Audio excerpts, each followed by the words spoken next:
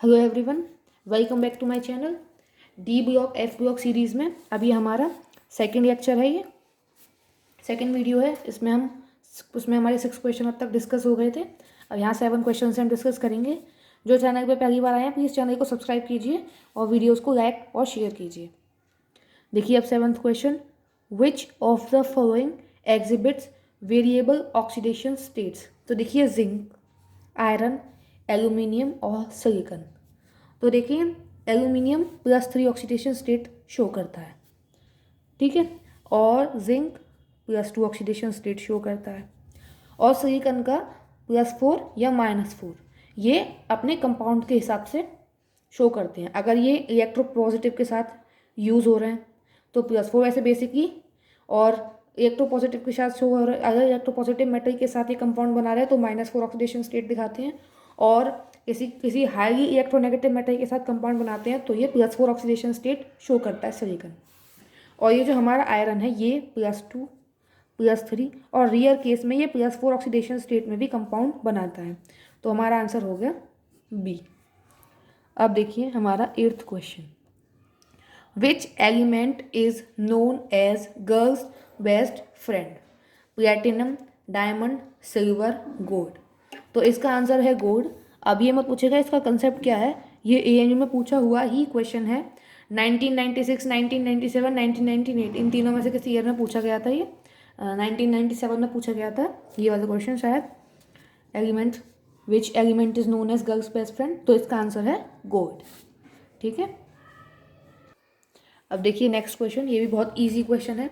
Variable valency is a characteristics of S block element, P block elements, D block elements, all elements.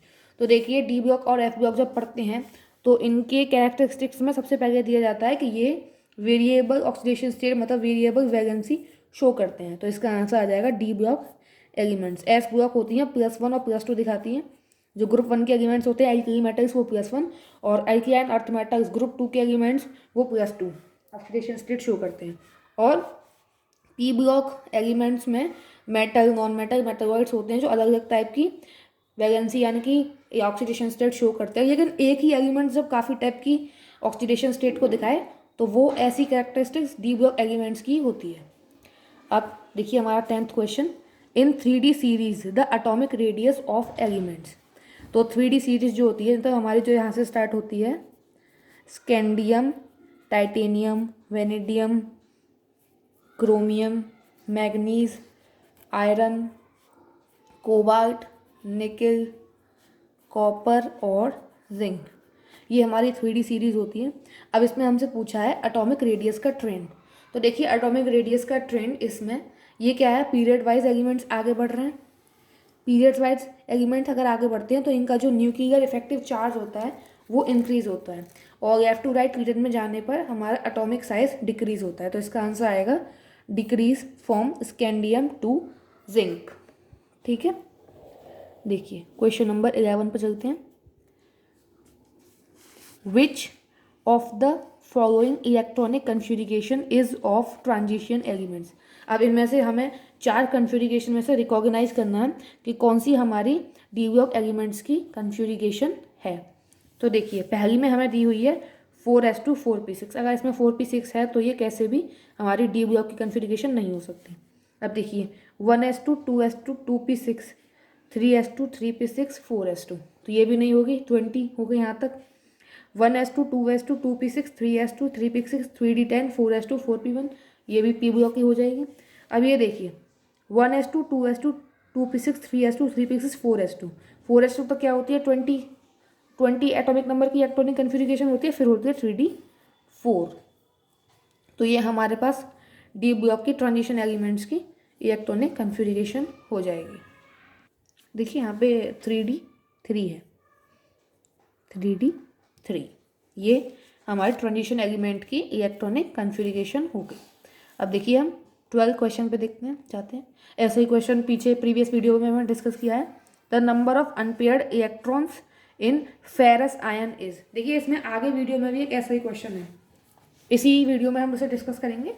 The number of unpaired electron in ferrous ion. अब देखिए ferrous ion क्या होता है, iron जब 2 positive oxidation state में होता है तब इसे फेरस कहते हैं, और जब Fe3 पॉजिटिव में होता है तब इसे फेरिक कहते हैं। अब ये फेरस आयन देखिए, तो इसकी इलेक्ट्रॉनिक कन्फिग्रेशन क्या होगी, 4s2 3d6 न्यूट्रल होता है जब, तो इसकी इलेक्ट्रॉनिक कन्फिग्रेशन है ये। और अगर इसमें से हम 2 पॉजिटिव स्टेट में लाएँ इसे, अगर इसमें से 2 इलेक्ट्रॉन निकाल लेंगे तो वो इलेक्ट्रॉन्स कहाँ से जाएंगे, एस में से, तो इसकी कन्फिग्रेशन बचेगी 4s0 3d6। तो इसमें कितने अनपेयर्ड इलेक्ट्रॉन हो जाएंगे हमारे पास, 4। ठीक है, देखिए ऑर्बिटल डायग्राम से भी सब देख लीजिए अगर आप देखना चाहें तो। सॉरी आपको ये दिखाई नहीं दिया उस वक्त, देखिए ये न्यूट्रल स्टेट में इसकी कन्फिग्रेशन है 4s2 3d6। अगर इसमें से 2 इलेक्ट्रॉन निकालेंगे तो एस में से 2 इलेक्ट्रॉन निकल जाएंगे और ये हमारे पास बचेगा 4s0 3d6। और देखिए इसे हम ऑर्बिटल डायग्राम से भी देख सकते हैं। तो 6 इलेक्ट्रॉन अगर हम इसमें डाल दें तो ऐसे हम इसमें इलेक्ट्रॉन्स डालेंगे तो कितने बचेंगे, 4 अनपेयर्ड इलेक्ट्रॉन हमारे पास बच जाएंगे। तो 4 इसका आंसर। देखिए इससे वही को नेक्स्ट ये question, highest number of unpaired electrons present in. तो देखिए ये क्वेश्चन हमारे पीछे वाले से ही हो जाएगा, 4s0 3d6 ये होती है हमारी Fe2 पॉजिटिव स्टेट में कन्फिग्रेशन। तो देखिए इसमें है 4 अनपेयर्ड इलेक्ट्रॉन्स, ठीक है, अगर इसमें देखें तो हम 4 अनपेयर्ड इलेक्ट्रॉन्स हैं, और अगर हम इसमें से 3 इलेक्ट्रॉन निकालें तो देखिए 3 इलेक्ट्रॉन निकालेंगे अगर हम 6 में से, 1 2 3 4 इस तरह से हमारे पास इलेक्ट्रॉन्स लगे हुए हैं। अगर इसमें से हम 3 इलेक्ट्रॉन्स निकालेंगे तो कितने बचेंगे हमारे पास, 3 अनपेयर्ड इलेक्ट्रॉन बचेंगे। और अगर 4 इलेक्ट्रॉन निकालेंगे तो 2 अनपेयर्ड इलेक्ट्रॉन बचेंगे।